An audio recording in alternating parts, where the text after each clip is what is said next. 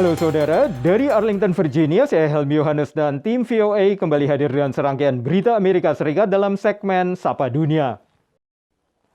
Saudara, Pusat Pengendalian dan Pencegahan Penyakit Amerika CDC mengatakan sangat prihatin mengenai meningkatnya tingkat rawat inap akibat COVID di kalangan remaja dan mengimbau para orang tua untuk mengajak anak-anaknya agar bersedia divaksin. Dengan semakin banyak warga Amerika yang sudah mendapatkan vaksinasi, kasus harian COVID di Amerika turun tajam ke tingkat terendah, menjadi rata-rata 14.000 kasus setiap hari atau turun hampir 95% sejak Januari lalu. Hingga saat ini sudah sekitar 163 juta warga dewasa Amerika atau 51% dari jumlah penduduk yang mendapatkan sedikitnya satu dosis vaksin COVID. Presiden Joe Biden menargetkan 70% warga dewasa Amerika mendapatkan setidaknya satu dosis vaksin sebelum Hari Kemerdekaan Amerika 4 Juli.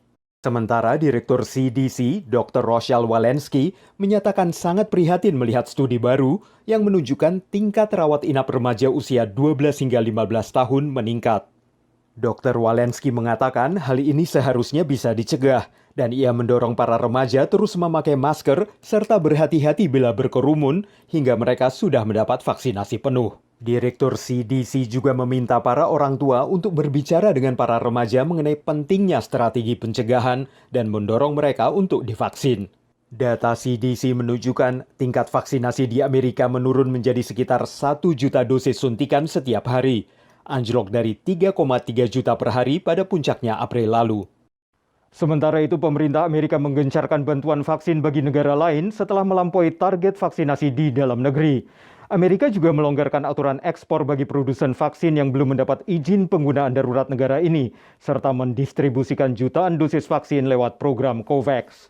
3/4 dari 25 juta dosis pertama vaksin COVID-19 bantuan Amerika Serikat disalurkan ke program distribusi vaksin global PBB COVAX. This will maximize the number of vaccines available equitably for all countries and will facilitate sharing with those most at risk. 6 juta dosis lagi ditujukan kepada negara-negara yang paling membutuhkan, termasuk tetangga dan sekutu AS. Secara total, AS menjanjikan bantuan vaksin sebanyak 80 juta dosis selama Juni. This is 5 times the number of doses any other country has committed to sharing. And these 80 million doses represent 13% of the total vaccines produced by the United States by the end of this month.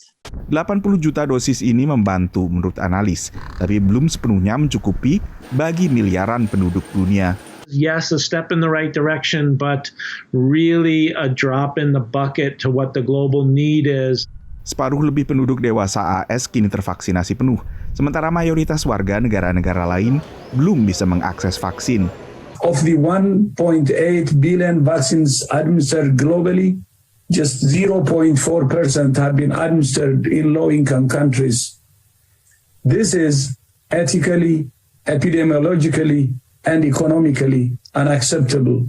Menurut peneliti, negara-negara kaya perlu membantu negara-negara berkembang memperoleh vaksin dan juga meningkatkan kapasitas produksi di seluruh dunia. Demikian laporan tim VOA. Beralih ke reuni serial komedi Friends yang ditonton hampir 30% pelanggan streaming di Amerika, hampir setara program sukses lainnya yaitu sequel Wonder Woman Desember lalu. Reuni ini memicu rasa nostalgia penggemar serial Friends sehingga warga ramai mendatangi pameran keliling dan juga salah satu lokasi syuting Friends di New York.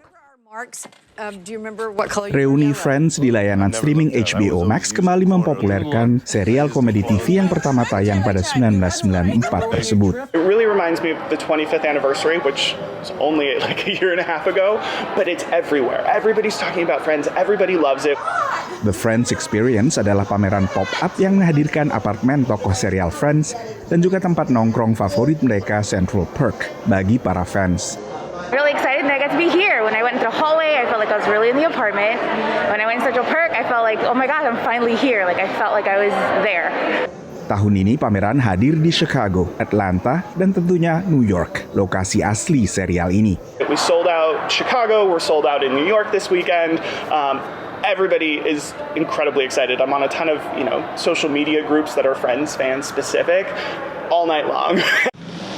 Reuni Friends juga meningkatkan minat berfoto di depan gedung di New York yang menampilkan tampak keluar gedung apartemen tokoh-tokoh utamanya, Phoebe, Monica, Rachel, serta Joey dan Chandler.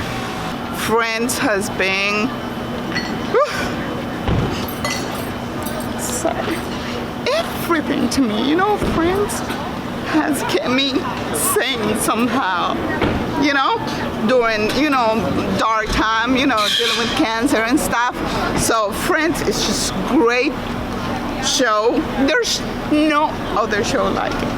So this building right here is just like, oh my gosh, it's like my second home. Bagi banyak fansnya, Friends bukan sekedar komedi situasi. Demikian laporan tim VOA. Kini kita tengok Sylvia Smart, instruktur silat dan pendiri perguruan pencaksilat Naga Community di Oregon. Sylvia meluncurkan serial podcast yang mengajarkan pendengar untuk memberdayakan diri dan mengatasi berbagai aksi kekerasan tanpa harus belajar bela diri. Not everybody wants to be a martial artist. Not everybody wants to train martial arts. But everybody wants to be safe. And everybody wants to feel empowered. Melalui The Empowerment Podcast by Naga, Sylvia Smart membahas konsep dasar pertahanan diri melawan serangan dan kekerasan seksual bagi mereka yang tak ingin belajar seni bela diri.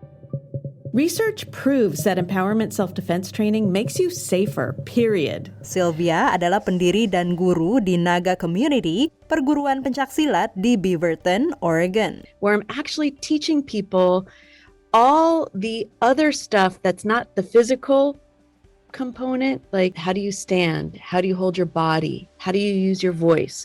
What are some strategies you can do when you're with other people? Sylvia mengajak pendengarnya agar berani menyuarakan ketidakadilan yang terjadi. So they're going to tell maybe a sexist joke, or they're going to put me down. And if I do something like that, then that's a clue for them, like, oh, maybe she's a good one. Versus if I take a deep breath and I say, that was a sexist joke.